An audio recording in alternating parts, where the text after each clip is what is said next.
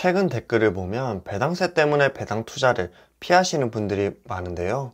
세금 내기 싫다고 연봉을 낮춰받을 건 아니잖아요. 수익이 있는 곳에 세금이 부과되는 것은 당연하지만 성장주가 내야 되는 세금에 비해 과도하다는 것이 문제가 되는 거죠. 과도한 세금을 막기 위해 절세계좌가 필수인 요즘입니다.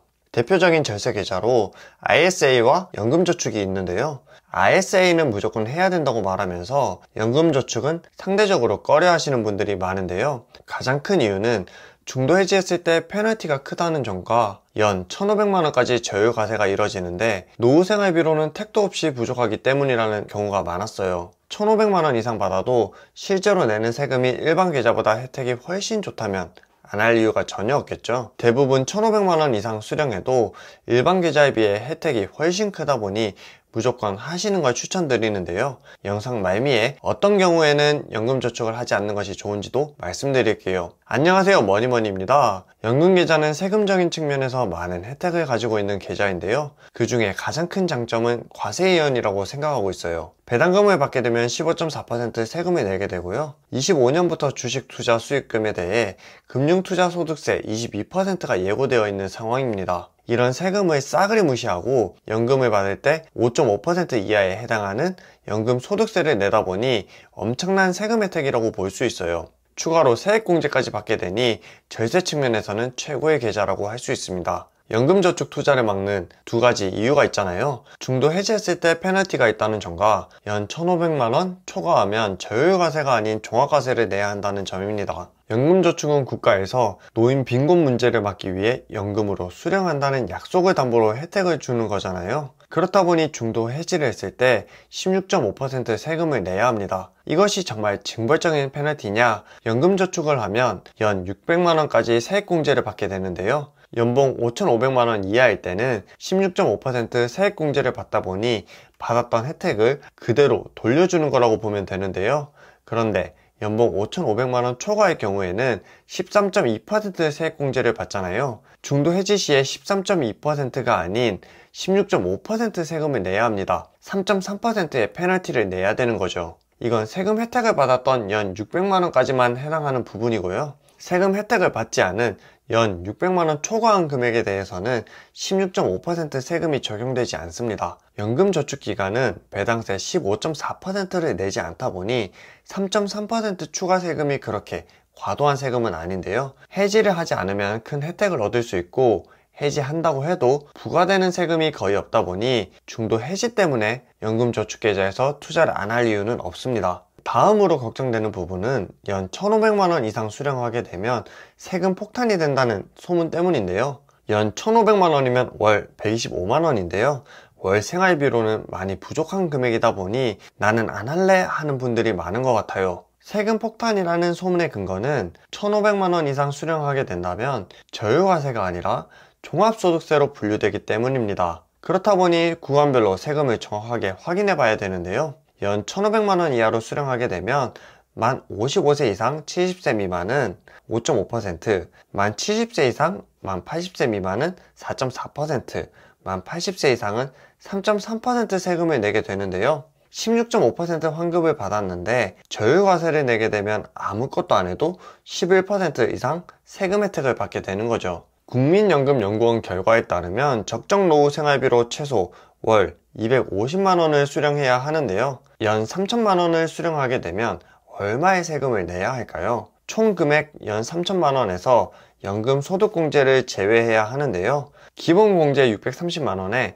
1,400만원을 초과하는 금액의 10%가 공제되다 보니 790만원을 공제받을 수 있습니다. 여기에 최소인적 공제인 본인공제 150만원을 제외하면요, 과세표준은 2,060만원이 됩니다. 5천만원 이하는 세율 15% 구간에 속하는데요. 2,060만원의 15%에 누진공제액 126만원을 빼주면 183만원의 종합소득세를 내야 합니다. 마지막으로 0.1% 지방소득세를 내야 하다 보니 18만원을 추가하게 되면 최종 내야 하는 세금은 201만원인데요. 이는 6.7% 소득세를 내는 것과 동일합니다. 나는 젊을 때는 아껴 살더라도 노후에는 월 500만원 정도는 쓰면서 편안한 노후를 보내고 싶다 라고 할 수도 있잖아요. 연 6천만 원을 받게 된다고 해도 세금 폭탄은 전혀 사실이 아닌데요. 연 6천만 원에 연금 소득공제 최대액인 900만 원을 제외하고요. 기본 인적공제인 150만 원을 제외하게 되면 과세 표준액은 4,950만 원입니다. 이전과 동일한 방식으로 세금을 계산해보면 678만 원 세금을 내야 하는데요. 이는 11%에 해당하는 세금입니다. 우리는 세금 혜택으로 원금의 16.5%를 환급받았고 배당세 15.4% 혹은 금투세 22%까지 더한다면 혜택이 훨씬 크다고 볼 수 있습니다. 종합소득세보다 더 걱정되는 건 건보료 아니냐고요? 지역가입자 건강보험료 산정 요소에 소득 부분이 포함되기 때문에 이런 의문이 들 수도 있는데요. 그런데 연금소득은 공적연금만 건보료에 반영하고 있고요. 사적연금인 연금저축은 건보료에 반영을 하지 않습니다. 결론적으로 건강보험료에는 반영되지 않는다라고 보시면 됩니다. 사실 연 6% 배당률을 가정해보면 월 500만 원을 받기 위해서는 연금계좌에 10억 원이 있어야 하고요. 총 금액의 4%씩만 인출하면 원금이 줄어들지 않는다는 4% 룰을 적용해보면 15억이 있어야 합니다. 그러니까 연금저축 세율을 걱정할 게 아니라 투자를 잘해서 노후까지 연금저축 계좌에 10억 원 이상을 만드는 것이 더 중요한데요. 만약 나는 어떤 것을 투자해야 될지 전혀 모르겠다 라고 하시면 저는 3가지 ETF를 추천드리고 있는데요. S&P 500, SCHD, QQQ를 추천드립니다. 해당 ETF에 대한 자세한 내용은 지난 영상을 보시면 될 것 같아요. 그럼에도 불구하고 연금저축을 추천하지 않는 경우가 있는데요. 연금저축 소득 이외에 다른 소득이 큰 경우입니다. 이런 경우에도 종합과세가 아닌 분리과세를 선택할 수는 있는데요. 분리과세로 선택하면 16.5%를 내야 합니다. 결론적으로 연금저축 계좌에서 최대 세율은 16.5%인 거죠. 연금소득 이외에 부동산 월세, 사업소득 등 기타 소득이 많고 세율 16.5%보다 더 줄일 수 있는 방법이 있다면 그것을 먼저 하시는 걸 추천드립니다. 대표적으로 RSA 계좌 혹은 법인 투자가 있겠네요. 정리를 해보면 월 125만원 수령 시 저율과세인 5.5%, 월 250만원 수령 시 종합소득세율 6.7%, 월 500만원 수령 시 종합소득세율 11%를 내야 합니다. 그러니까 세금적인 측면에서 일반 계좌보다 무조건 연금계좌가 유리한 거죠. 연금저축 1,500만원 이상 수령해도 전혀 문제 없으니 걱정하지 마시고 앞서 말한 특별한 경우가 아니라면 연금저축 계좌에서 투자하시는 걸 추천드립니다. 우리가 이런 정보를 알아보는 이유는 절세를 하기 위함이잖아요.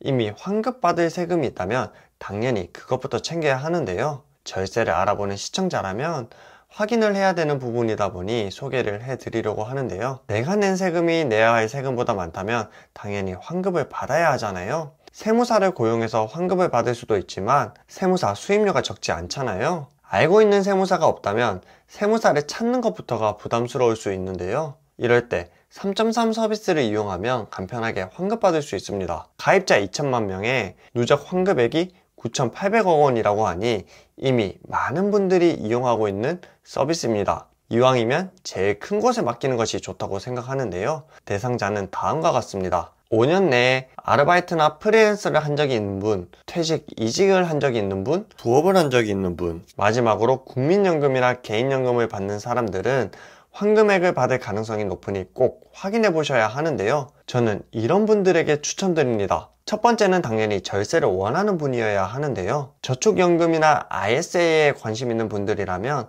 당연히 더 낸 세금을 돌려받는 것도 놓치시면 안 됩니다. 두 번째는 가볍게 환급받을 게 있는지 확인해보고 싶으신 분들인데요. 공인인증서로 조회하는 건 매번 오랜 시간 걸리게 만드는 주된 이유인데요. 3.3 서비스는 카카오톡 간편 인증으로도 할 수 있다 보니 쉽게 확인이 가능합니다. 마지막으로 세금 정보를 찾아보기 어려운 분들인데요. 직접 신고를 하면 소득을 누락시키거나 받을 수 있는 공제를 놓칠 수 있습니다. 사실 놓치는 게 문제가 아니라 과하게 공제를 받게 되면 가산세를 내야 하는데요. 간단하게 이용할 수 있는 서비스를 놔두고 굳이 가산세를 낼 필요는 없을 것 같습니다. 이미 세무사가 있거나 직접 세무신고를 능숙하게 할 수 있는 분들이라면 해당 사항이 없겠네요. 3.3에 대해 세무대리인 수임 동의로 인하여 조회하면 안 된다는 이야기가 있었는데요.